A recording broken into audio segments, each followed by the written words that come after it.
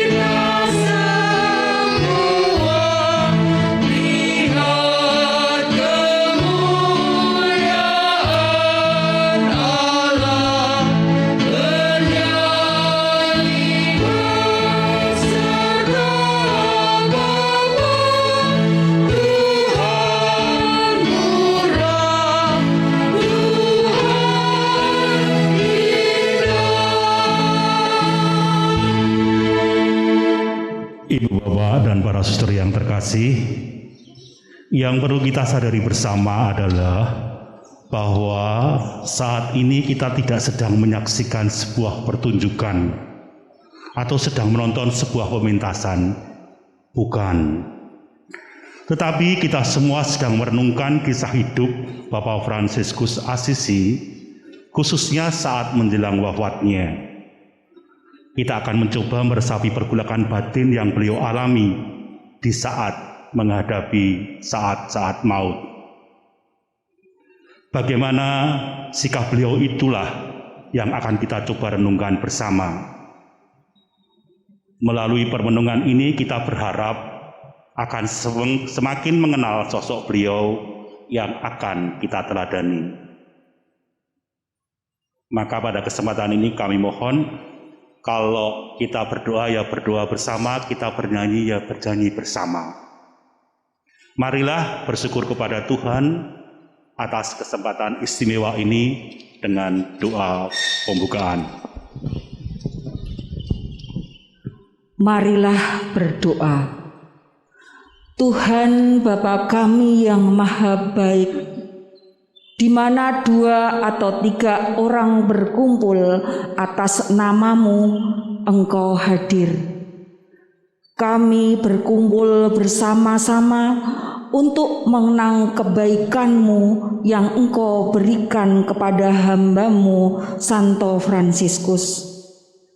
Semoga dengan peringatan wafat Santo Fransiskus yang kini kami rayakan ini dapat mengubah hati kami sehingga pantas menjadi putra-putrimu yang tercinta demi Kristus Tuhan dan pengantara kami. Amin.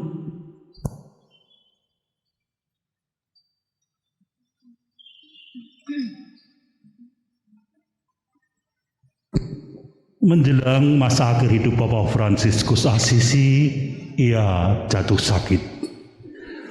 Kerja keras yang tiada henti, pergi mewartakan Injil dari satu tempat ke tempat yang lain, ditambah dengan pantang dan puasa yang dijalaninya dengan sangat keras, menyebabkan raganya semakin lemah. Ia pun jatuh sakit. Para saudara membawanya di atas tandu menuju San Damiano, tempat di mana ia pertama kali mendengar panggilan dari salib untuk memperbaiki gerejanya. Sebagaimana yang diajarkan oleh Bapak Fransiskus kepada para saudara, setiap kali melihat gereja, mereka bersembah sujud. Maka sesampainya di gereja San Damiano, para saudara pun bersujud dan berdoa.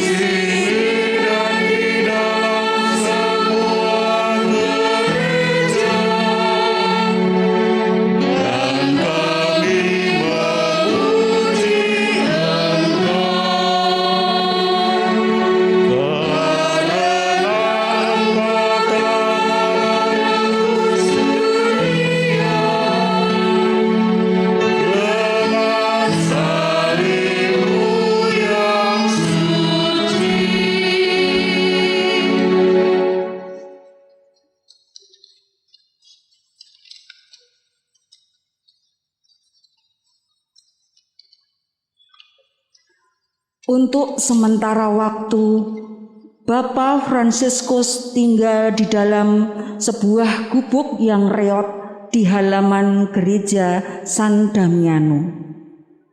Setelah beberapa minggu lamanya tinggal di sana, tubuhnya semakin melemah.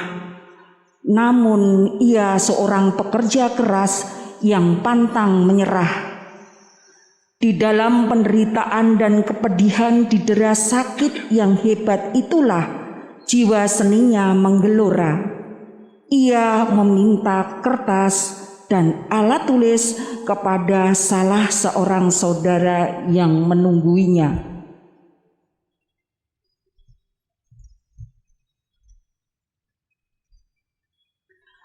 Bapak Fransiskus mengubah sajak yang terkenal sampai sekarang, yaitu Gita Sang Surya.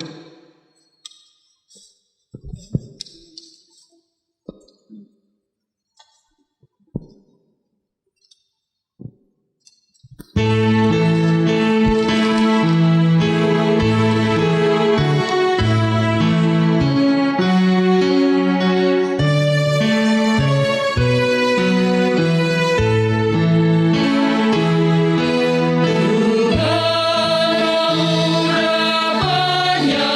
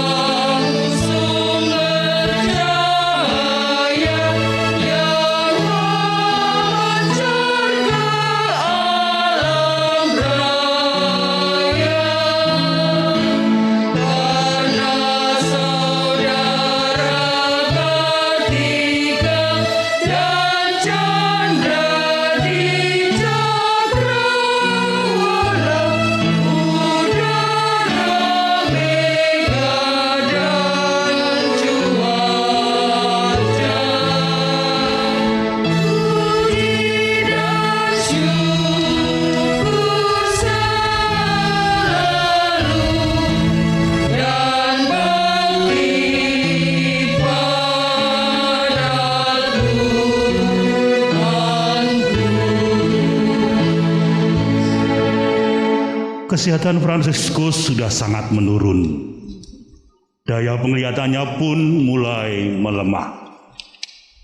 Para saudara menjadi khawatir bahwa nantinya Fransiskus akan menjadi buta sama sekali. Maka para saudara meminta nasihat kepada dokter pribadi Paus Honorius.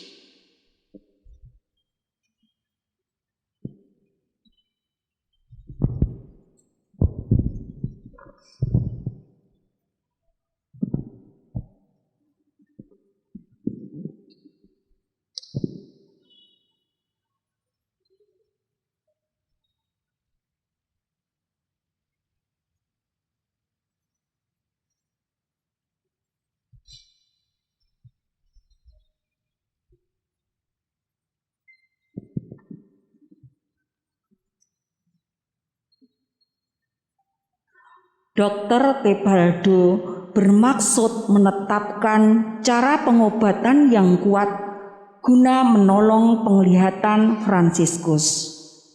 Ia akan membakar pelipisnya dengan saji menyala. Menurut prakesaksian penulis kronik, cara pengobatan ini amat mengerikan.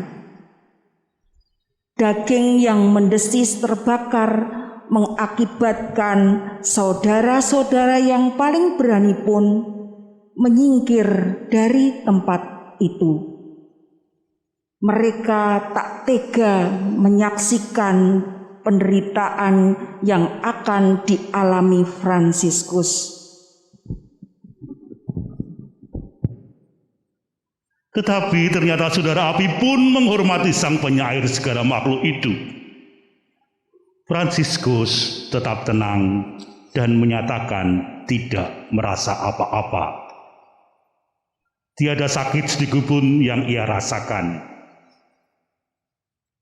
Api pun tak tega menyakiti raganya.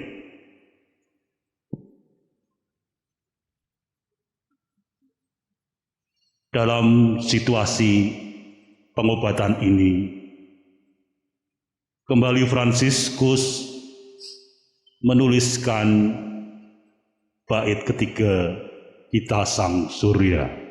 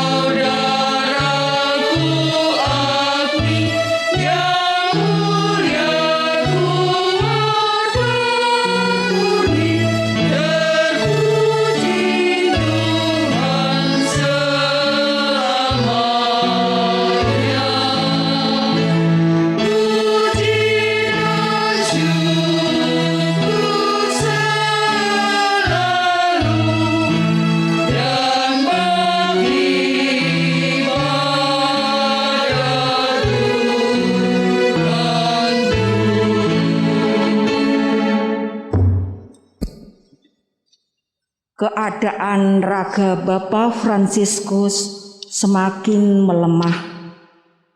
Para saudara memutuskan untuk membawa Fransiskus ke pertapaan Alberino. Udara yang lebih baik di sana diharapkan akan membantu kesembuhan Fransiskus yang sudah semakin memburuk.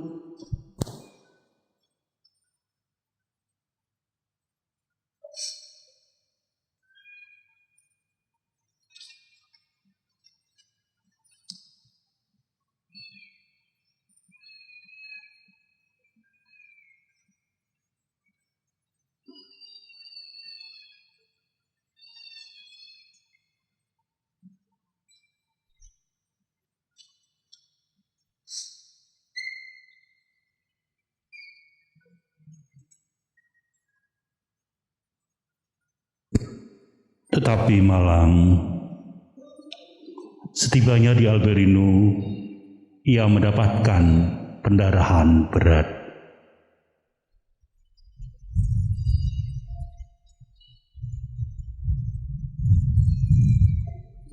Para saudara mengira bahwa ajalnya sudah dekat. Maka para saudara berdiri di sekelilingnya, mendengarkan pesan-pesan terakhirnya tentang cinta kasih, persaudaraan, kemiskinan, dan kepatuhan kepada Gereja Roma.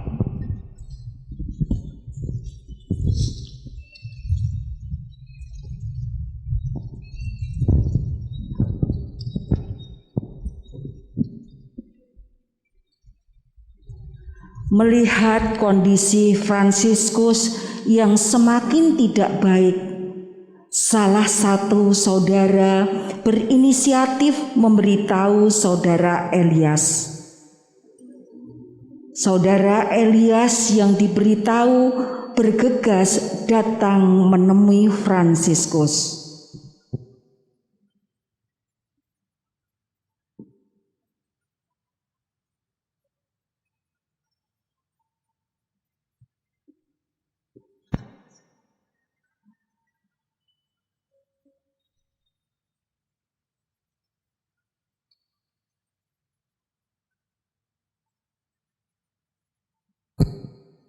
Melihat Fransiskus, saudara Elias menyuruh agar membawanya ke Portiuncula, kota kelahirannya, dengan sangat hati-hati.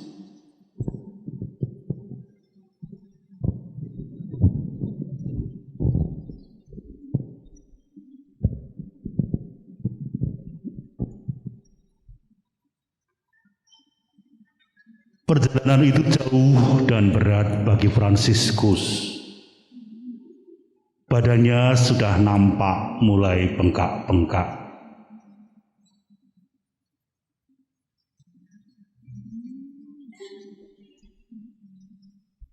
Ketika Fransiskus akan memasuki kota kelahirannya, disampaikan kepadanya adanya perselisihan antara uskup dan penguasa kota. Hatinya menjadi sangat sedih, maka ia pun menulis bait keempat.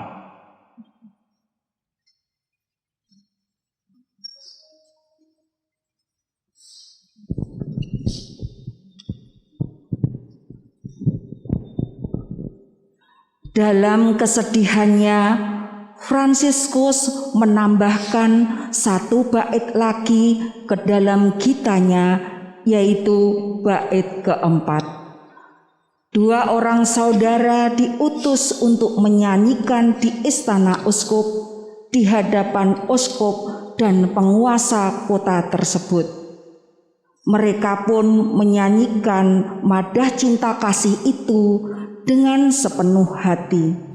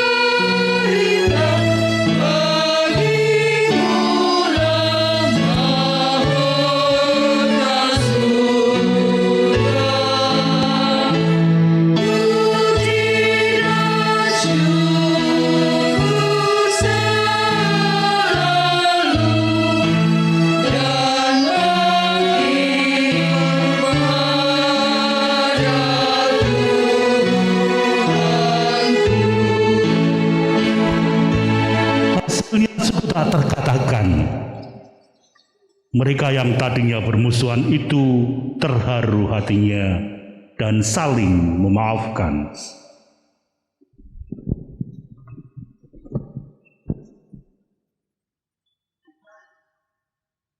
Fransiskus sudah tidak makan lagi. Dokter menetapkan bahwa ia paling lama dapat hidup sampai awal Oktober. Mendengar itu, Fransiskus menyampaikan kepada para saudara dengan amat gembira.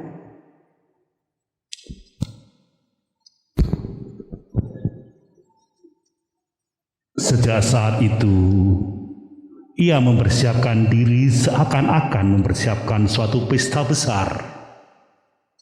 Maut, kematian bagi kebanyakan orang memanglah sangat menakutkan. Namun bagi Fransiskus, itu adalah saat-saat yang membahagiakan, saat-saat yang dirindukannya, saat di mana persatuan seutuhnya dengan Allah Bapa di surga yang amat sangat dicintainya telah tiba. Dan dalam keadaan semacam itu ditambahkannya bait madahnya, yaitu bait kelima. Setelah selesai menulis, Fransiskus meminta saudara Leo dan Angelo untuk menyanyikan berulang-ulang doa Serafin tersebut.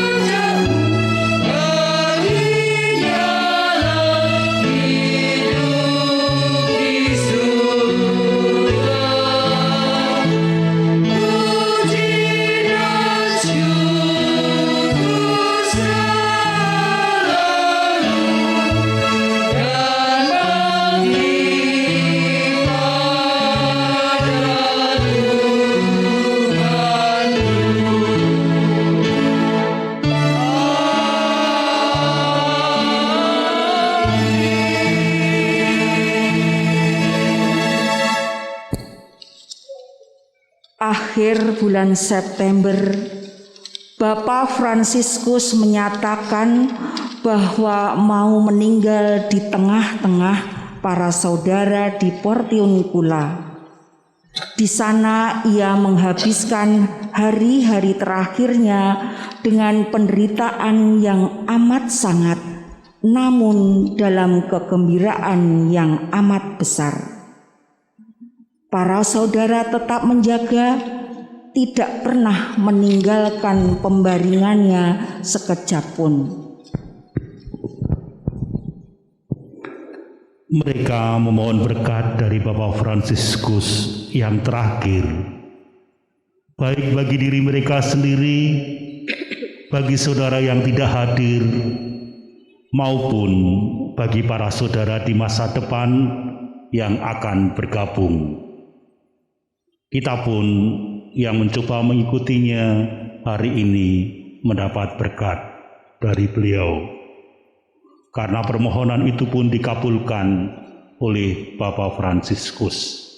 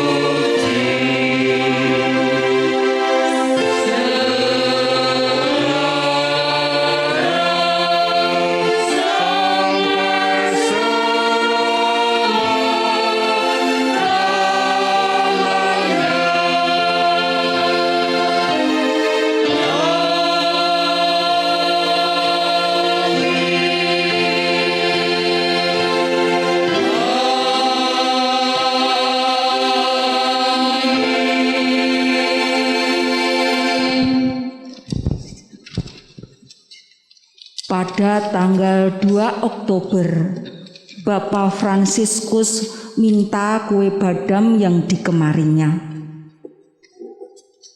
Saudara Yakobus datang dengan membawa kain kafan dan kue badam.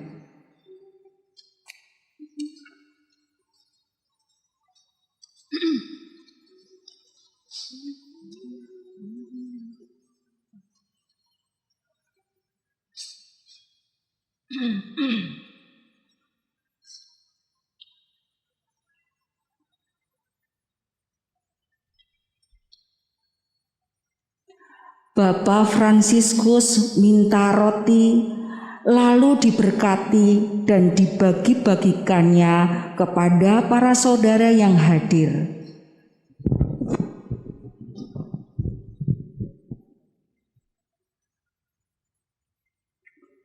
Deus meus et omnia, Allahku segalaku. Bagi Fransiskus, Allah adalah seluruh fokus hidupnya. Kitab suci adalah tata tertib hidupnya. Maka ia pun ingin mencontoh perjamuan malam terakhir yang Yesus lakukan.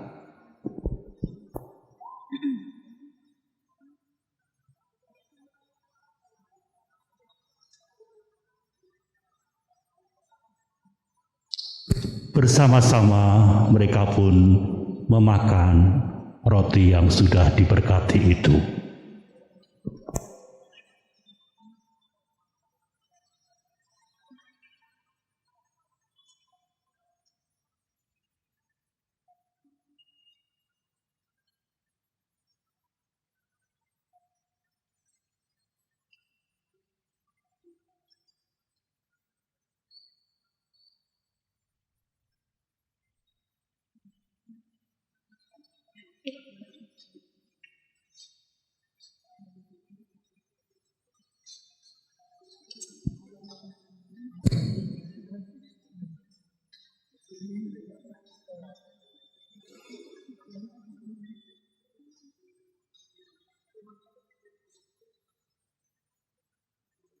Dengan sukacita dan bersyukur, mereka mengenangkan perjamuan malam terakhir yang Yesus lakukan dengan para rasul. Mereka pun kini menikmati malam perjamuan dengan Bapaknya yang sungguh mereka cintai, Bapak Fransiskus Assisi.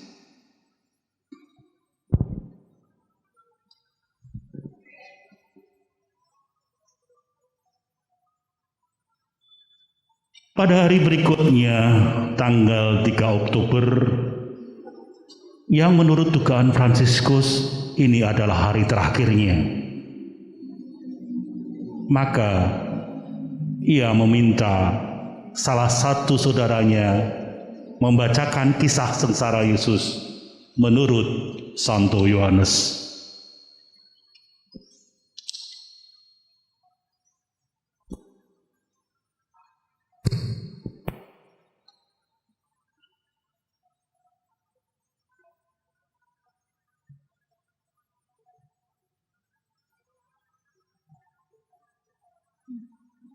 Kemudian Fransiskus menyampaikan kata-kata ini, "Baringkanlah aku di lantai saja." Atas permintaannya itu, Fransiskus dibaringkan di lantai tanpa alas apapun dan ditaburi dengan abu. Ia ingin mati seperti Kristus yang wafat dalam kemiskinan, tak mempunyai apapun yang ada padanya.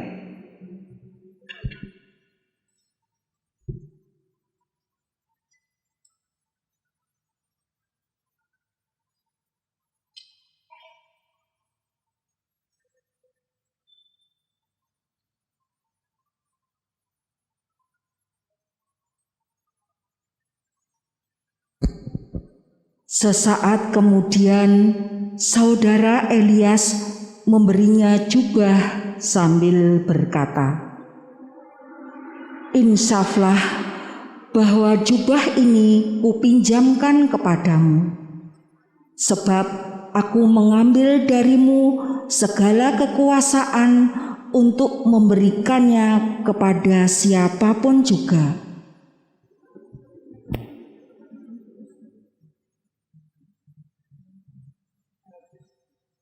Fransiskus sangat bergembira karena telah memelihara kemiskinan sampai detik terakhir hidupnya.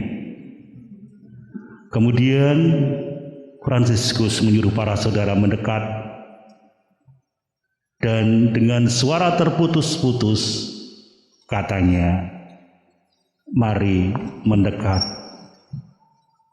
doakan Mazmur ini."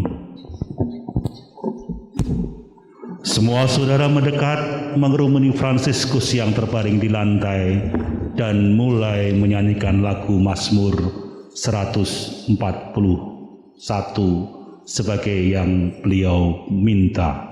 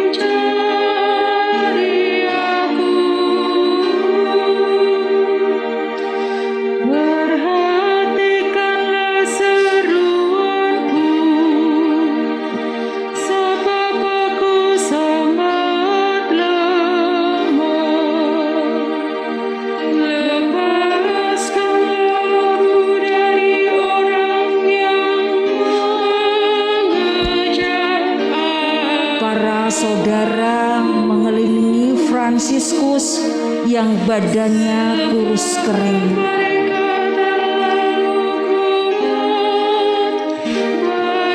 Sekarang dari badan yang kurus kering itu menggema Mazmur pujian sebagai lagu kemenangannya. Namun suaranya mulai melemah, tenaganya mulai habis. Namun penyanyi Tuhan itu masih mampu mencapai bait terakhir yang berbunyi, "Keluarkanlah aku dari penjara maut untuk memuji nama-Mu.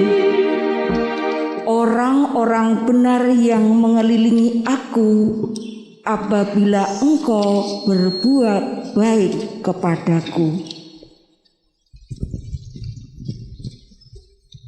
Bersama dengan berakhirnya bait terakhir itu, berakhir pula lah hembusan nafasnya.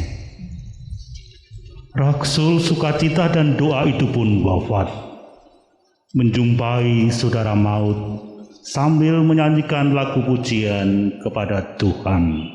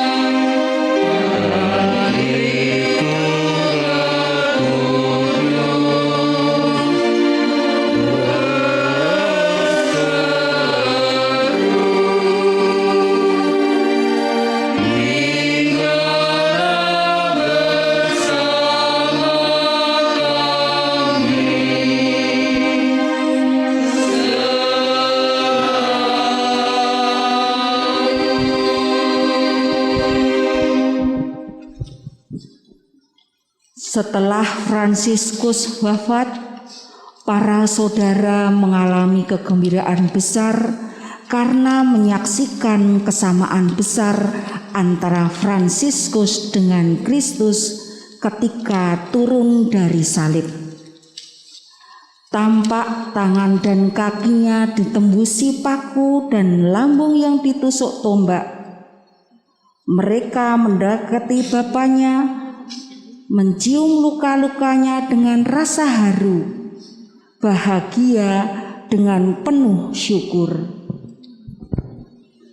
Marilah kita sekarang juga menghormati tanda-tanda luka Bapa kita dalam keheningan. Kita panjatkan puji syukur kita kepada Allah Bapa di surga yang telah menunjukkan besar kasih-Nya kepada Papa Fransiskus, Papa kita.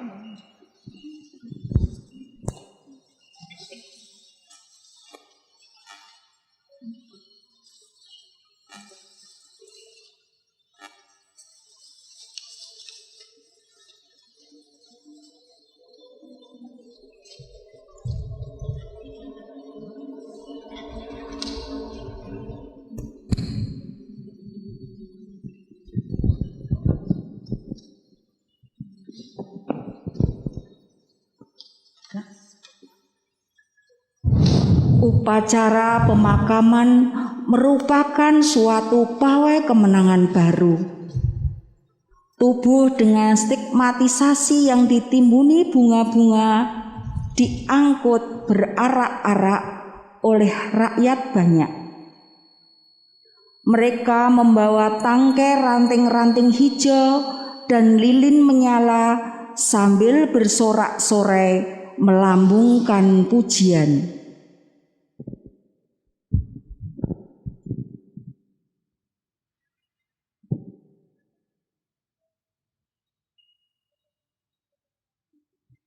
Haleluya, puji Tuhan, puji kita Bapak kita Fransiskus Asisi.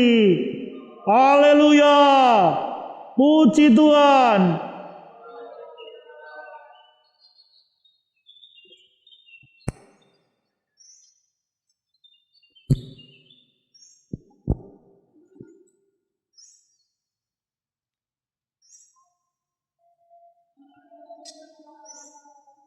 Arak-arakan berhenti di San Damiano, di mana Clara dan para saudarinya menantikannya untuk memberikan penghormatan kepada bapaknya untuk terakhir kali sambil mencucurkan air mata.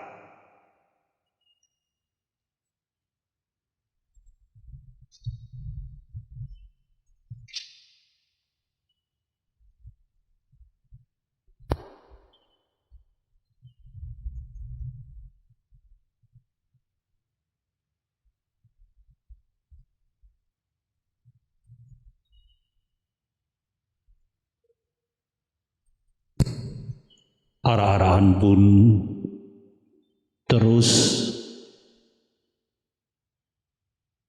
melaju menuju San Giorgio.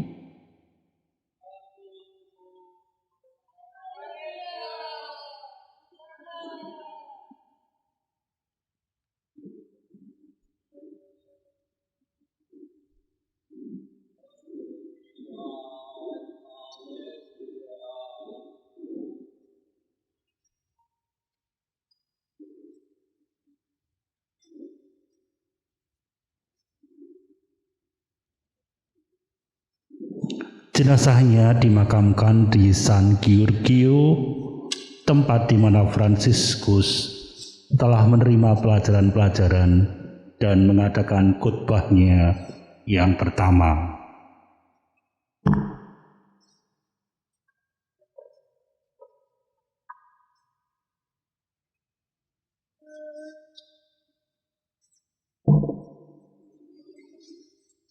Dan sejak saat itu berlipat gandalah mujizat yang terjadi di makamnya.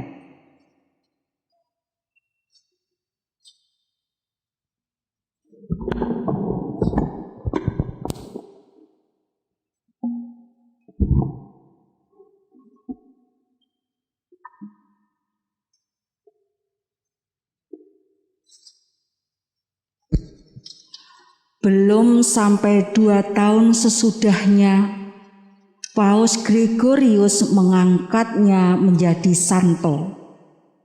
Di depan rakyat banyak, kardinal dan raja-raja, Paus yang sudah lanjut usia itu mengumumkan secara resmi sambil mencucurkan air mata bahwa Fransiskus si miskin dari Asisi diangkat dalam kalangan para kudus.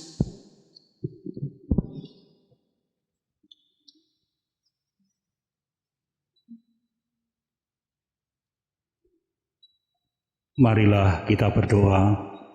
Dalam nama Bapa, Putra, dan Roh Kudus. Amin.